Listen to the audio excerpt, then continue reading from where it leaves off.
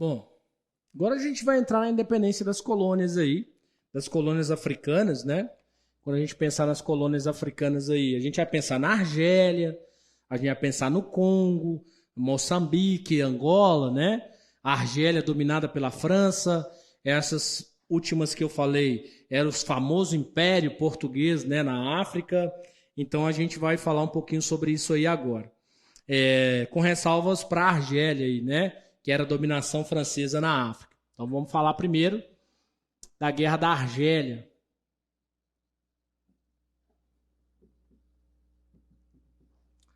Beleza?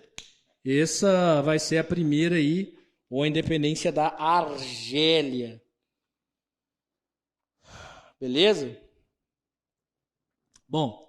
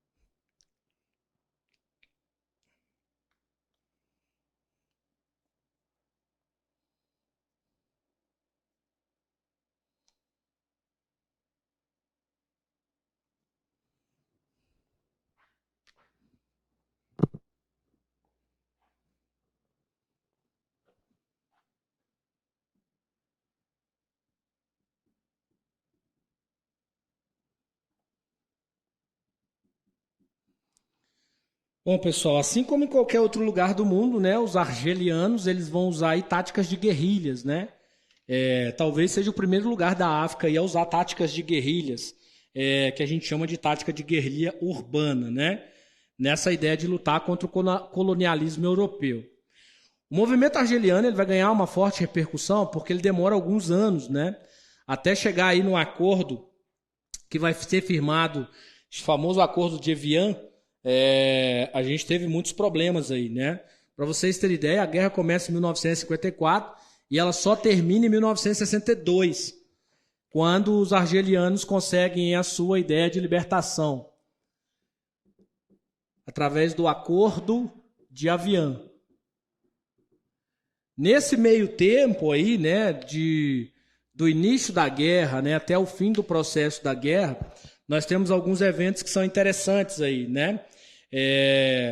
O governo francês, por exemplo, usou mais de 500 mil soldados na guerra contra a Argélia, né? Ficou famoso aí na execução de algumas questões o famoso general Charles de Gaulle, que é o cara, né? O Charles de Gaulle passa a ser o cara que vai negociar essa ideia dos acordos de paz aí com a Frente de Libertação Nacional da Argélia. A França, gente, não aceita muito perder a Argélia, né? E aí há uma tentativa exagerada aí da França de criar um exército secreto, né? Foi criado um exército chamado Exército Secreto da França, né? Com o objetivo de minar as forças de De Gaulle para que eles não conseguissem a libertação da Argélia. A França usou de muita força, né, no conflito com os argelianos, Mas no acordo de Avion, isso aí pôs-se um fim, né? Porque aqui, ó, a Argélia se torna independente, ou seja, a Argélia automaticamente ela sai das garras aí, né, da França. Território que sofre muito, sofre não só a Argélia, né, todo o território colonial, né, da África sofre muito pela forma, né, por como tudo foi sendo feito, como tudo foi sendo estabilizado, né. Já tinha mais de 132 anos de dominação da Argélia por parte dos franceses, né? É lógico, gente, que quando a gente faz o acordo de Avion, né, ou de Evian ali, nós não temos a certeza de que o conflito para, né? Até porque a França, né, ela não aceita muito bem a lógica da perda do território. Morreu muita gente na Argélia, sem sombra de dúvida, né? O ímpeto dos franceses em não perder o seu território dominado era muito grande. A grande questão é o que eu já disse para vocês. Não tinha como a França, né, se embrenhar aí numa guerra onde ela não conseguiria, né, automaticamente vencer por questões financeiras, né? A França também é um dos países que saiu da Segunda Guerra Mundial. A França teve o Hitler dentro dos seus contornos ali, a gente sabe muito bem disso. Ela sofreu geograficamente a invasão da Alemanha, né? Então a França não tinha condições de manter. Por mais que ela tentasse manter as colônias e a Argélia dava muita condição econômica para a França, ficou inviável, né? De fato, com a ascensão de De Gaulle, a França vai sucumbir aí, beleza? Tranquilo? A gente vai falar agora de uma outra batalha, né? Ou de um outro processo aí, que é a queda do Império, ou a queda da ideia do próprio Império Português aí, né? A ascensão de Guiné-Bissau, de Angola, Moçambique, né? E depois a gente ainda fala da Guerra do Congo, beleza? Que é aí nosso último período aqui para a gente poder ficar mais tranquilo para a próxima aula. Vamos falar da queda do Império Português.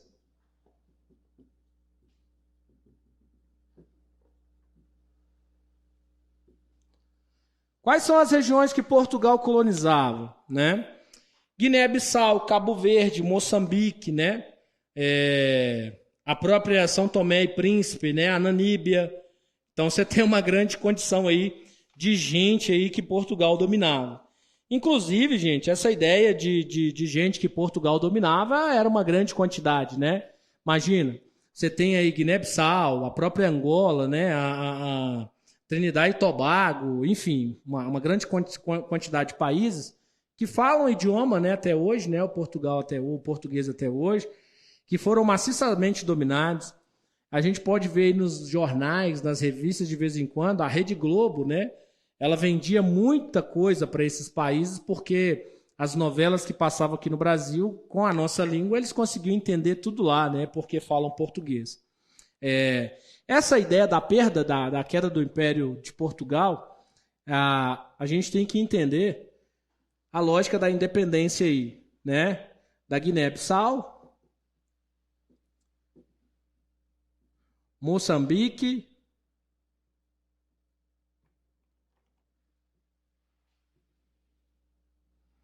Guiné-Bissau, Moçambique. Quais são as outras duas? Cabo Verde, São Tomé e Príncipe.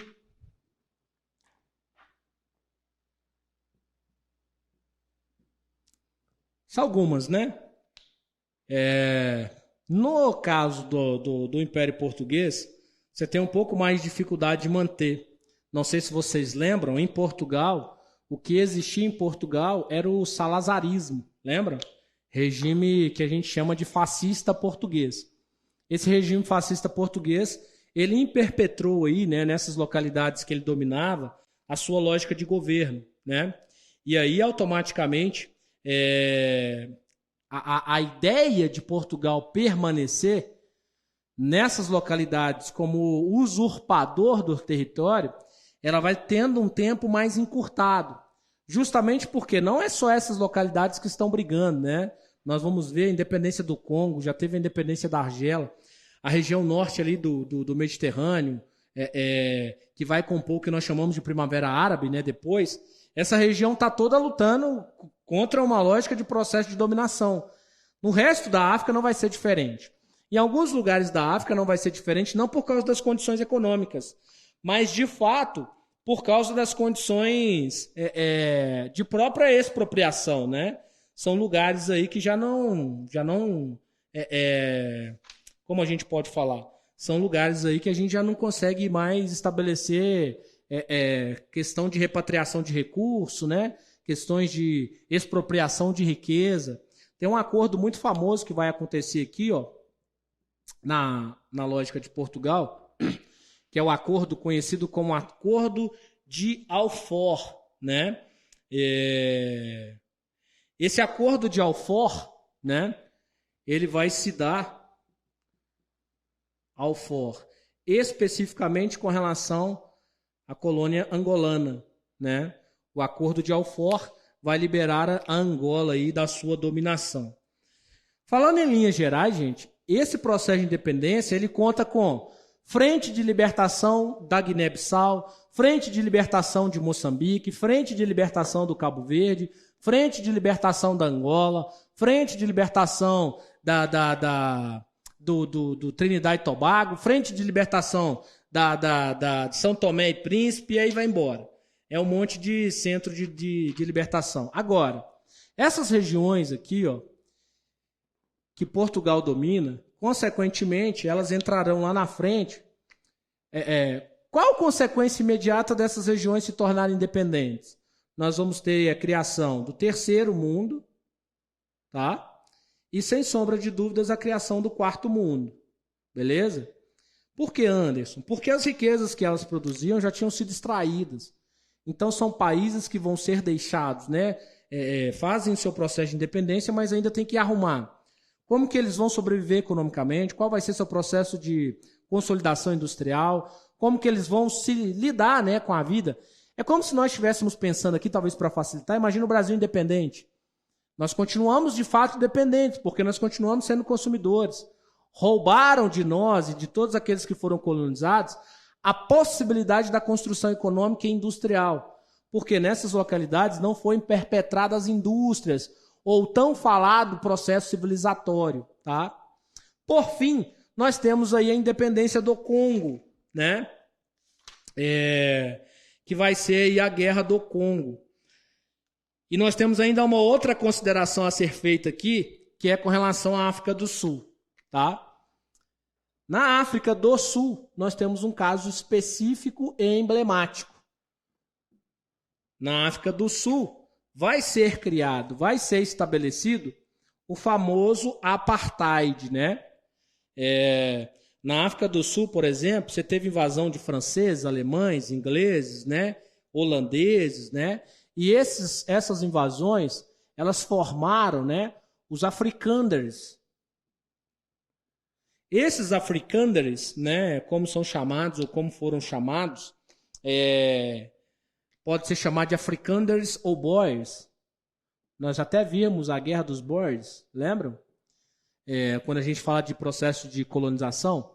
Esses africanders, eles vão começar a fazer aquilo que eles chamam de branqueamento da África do Sul.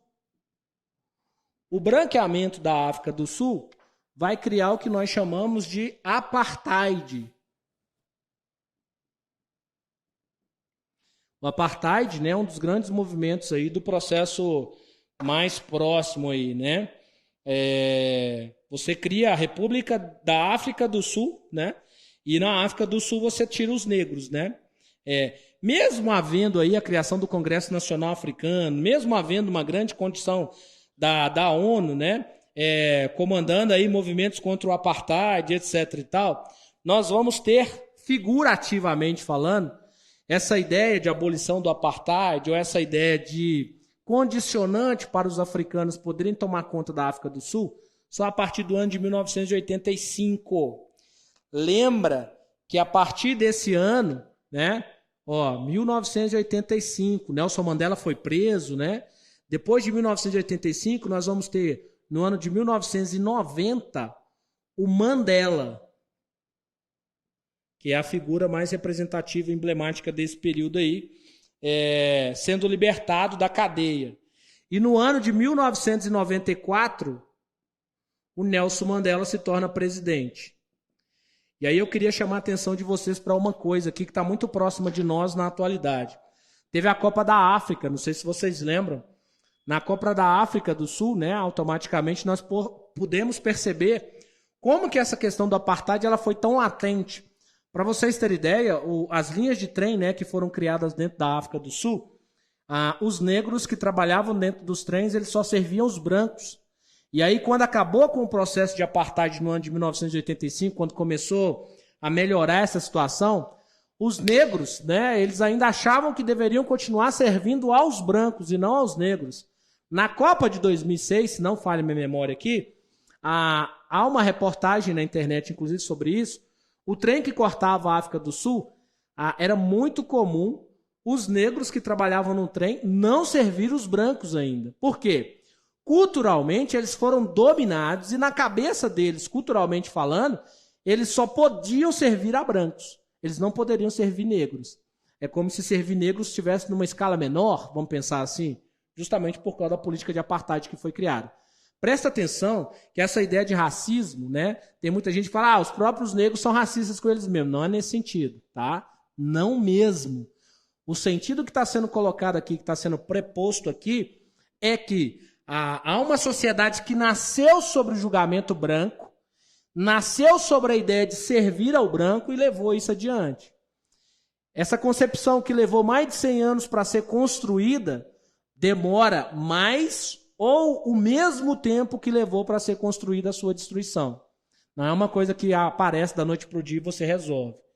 A questão do apartheid gerou vários filmes, né? O próprio filme da vida do Mandela, né? Os Invictos, por exemplo. É um assunto aí que vale a pena a gente dar uma olhada, tá? Porque é assunto de prova. Talvez também, por causa do George Floyd, né? O caso que tomou conta aí do mundo, principalmente no final do ano passado, início desse ano, por causa do julgamento, ele seja algo de aparecer aqui. E aí eu chamo a atenção de vocês para o tema da redação da AFA, né? Que foi justamente essa questão envolvendo aí as questões raciais. Então fiquem ligados aí, porque às vezes aparece o que a gente não espera, né? E a gente tem que estar preparado para fazer a prova nesse sentido aí. Beleza? Tamo junto.